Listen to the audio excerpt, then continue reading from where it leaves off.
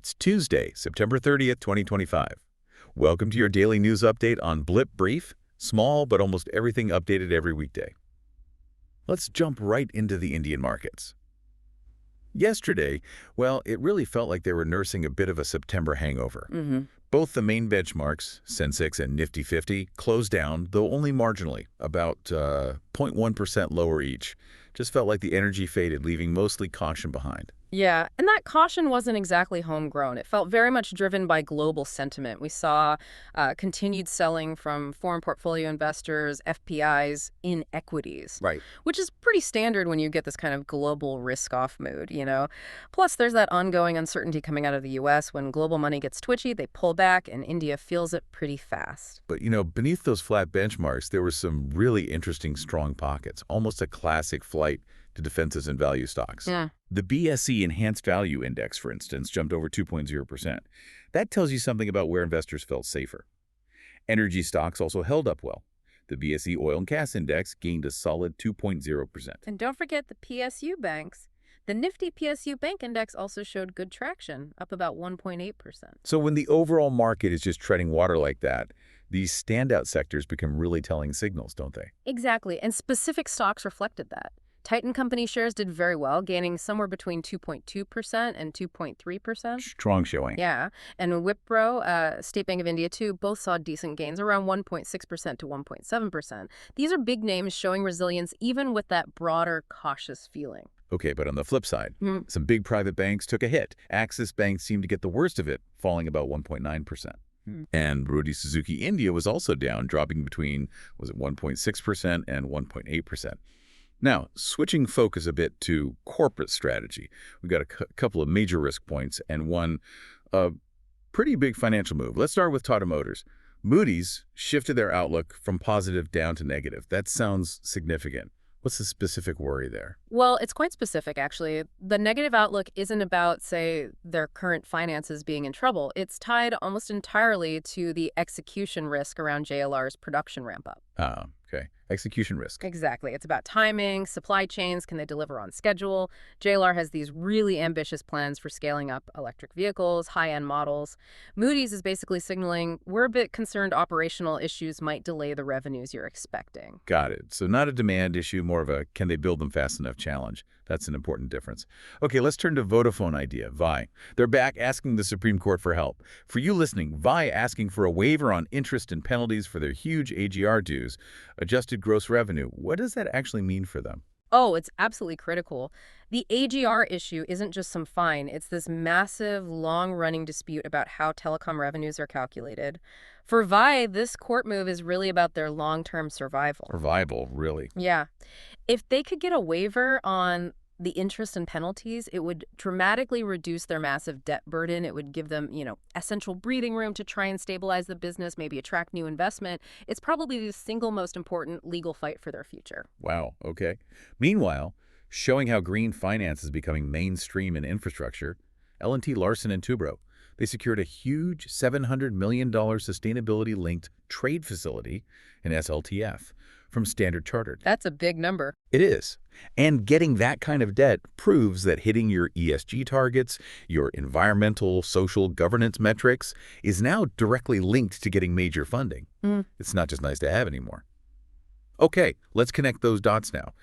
The FPI selling we mentioned earlier in equities, that's clearly hitting the Indian rupee too. It closed at another record low against the US dollar, slipping just 0.05% on Monday, but still another low. It feels relentless. It is relentless, and it becomes a kind of feedback loop, you see. Foreign investors sell Indian stocks. They need dollars to take their money out, which pushes the dollar up against the rupee. Right. Then you add the usual month-end rush from importers needing dollars to pay their bills, and the pressure on the rupee just becomes, well, almost overwhelming at the moment. And while the currency struggles, the oldest safe haven is doing great. Gold prices surged 1.0%, hitting a new record high. That's just pure anxiety driving that, isn't it? Absolutely. Capital globally is just running for cover. You've got this dual anxiety playing out. In the U.S., there's growing worry about a potential government shutdown. That rattles nerves. And globally, there are still doubts about when the U.S. Federal Reserve will actually start cutting interest rates. When investors don't trust growth prospects or policy direction, they pile into gold. It's classic. And that uncertainty is also pushing up borrowing costs here. The yield on the 10-year Indian government bond jumped to 6.57%. That's its highest in almost a month. For anyone watching fixed income or thinking about loans, that yield spike means higher borrowing costs, right? Directly. That's the real-world impact when the market anticipates higher government borrowing in the second half of the fiscal year. They expect more supply of bonds, so yields rise. And FPIs see that risk too. Oh, definitely. They're smart enough to see the currency risk impacting bond returns. We saw FPI buying an Indian bond slow down a lot in September. They know that even if the yield looks okay, a falling rupee eats away at their final return when they convert back to dollars. Let's shift to the IPO market now, because there are some fascinating signals there. The upcoming Tata Capital IPO expected to, broadening out to the macroeconomy. India's Index of Industrial Production, the IIP growth, it eased off slightly to 4% year-on-year in August. My first thought is, that's a bit concerning, especially as the slowdown was mainly in manufacturing. Is this a worry? That's the key question, isn't it? Is it structural or just cyclical? Most economists seem to be leaning towards cyclical weakness for now. Yes, manufacturing was soft in August. Right. But they're generally expecting a pretty significant bounce back in the next few months. You've got the usual boost from festive season demand coming up, plus the positive impact from recent GST cuts should start feeding through. So the consensus is more that this 4% is a temporary dip, not a sign of a deeper problem. Okay, that makes sense. And adding some weight to that view, Moody's kept India's sovereign credit rating at BA3. That's the lowest investment grade level. But importantly, they kept the outlook as stable. And their reasoning was explicitly tied to recognizing the country's economic growth strength. Basically saying, we think India's growth trajectory means it can handle its debt load. All right. We also saw the Reserve Bank of India making some targeted adjustments, little tweaks to help credit flow better. Yeah, they've allowed banks to adjust the credit risk spreads on small business loans more often. The idea is to make lending more responsive to changing conditions for those smaller borrowers. And they expanded flexibility around gold lending, too. Correct. Which is important for businesses that use gold either as collateral or, as a key input. More flexibility there helps. All right, let's turn to the global headlines now, because they're certainly causing some ripples. The U.S. dollar actually weakened a bit as that deadline for a potential U.S. government shutdown gets closer. Yeah, and the fallout from that kind of gridlock goes way beyond Washington, D.C. It ramps up global market anxiety because a shutdown could delay critical economic data releases, like the big monthly jobs report. Right. Markets hate uncertainty. Exactly. Without that data clarity, markets get nervous. Plus, U.S. airlines are already putting out warnings about possible travel disruptions, which obviously affects international trade and movement, too. And speaking of disruptions, President Trump announced a huge escalation on the trade front, an unprecedented 100% tariff on foreign-made movies. 100%? 100%. And new tariffs, 10% to 25%, on imported lumber and wooden goods. And those are set to go even higher in January if countries don't strike new deals. A 100% tariff on movies, that sounds like something from a protectionist history book. It's a pretty stunning move, yeah. It signals a potential return to really aggressive trade protectionism. And that kind of uncertainty feeds into energy markets as well. Oil prices actually fell. Oh, interesting. Why? Well, mainly on expectations that OPEC Plus might agree to boost production further when they meet this weekend. Plus, crude oil exports started flowing again from Iraq's Kurdistan region, so suddenly the supply forecasts look a bit higher. Okay. But it's not all gloom on the global industrial front, is it? China's factory activity actually picked up in September. Yes, it expanded at its fastest pace since March, apparently.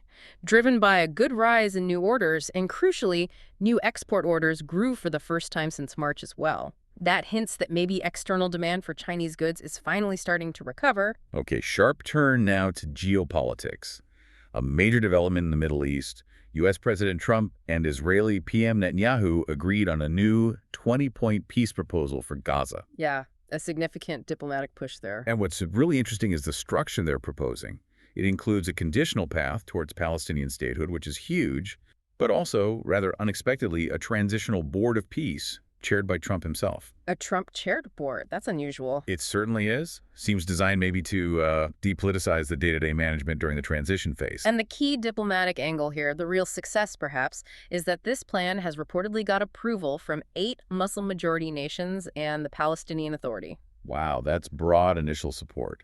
It is. Despite the expected opposition from groups like Islamic Jihad, getting that level of regional buy-in from the start, probably linked to that conditional statehood offer, that's often the missing piece for stability efforts. It's a key step. Okay.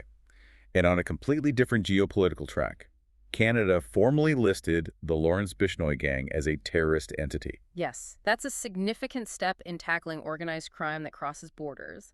Canada cited the gang's specific targeting of communities within Canada for violence and intimidation. Right. It sends a strong message about international cooperation against criminal networks that use terrorist tactics. Exactly. Okay, let's wrap up with something completely different. A piece of science and tech news that sounds like it could genuinely change preventative health care. Researchers in Sweden and Finland have developed a simple blood test. It's called the CORE model. Yeah, this sounds really promising. It's a diagnostic innovation. This core model, they say, can predict the risk of developing liver disease years before someone shows any actual symptoms. Years before. Years. And the real beauty of it, according to the researchers, isn't necessarily the complexity of the science, but its practical application. Unlike a lot of existing diagnostics that might be complicated or need specialist settings. Right. This one is designed to work effectively for the general population. It could potentially be built into routine primary care checkups very easily. That could dramatically improve early detection, allow lifestyle changes, and ultimately save lives. It's about making potentially life-saving preventative tech accessible. Democratizing early detection, essentially. We've spent this deep dive talking about markets reacting, sometimes quite violently, to uncertainty, tariffs, potential shutdowns, all that. But think about this. If a simple test like the Corey model can spot and potentially mitigate systemic risk in human health years out, what might a similar, simple early warning system look like for the global financial system? Something to ponder. And just before you go, a quick note. This deep dive commentary was put together using advanced AI. We always strive for accuracy, but please do cross-verify any crucial information yourself. Your informed decisions are what matter most.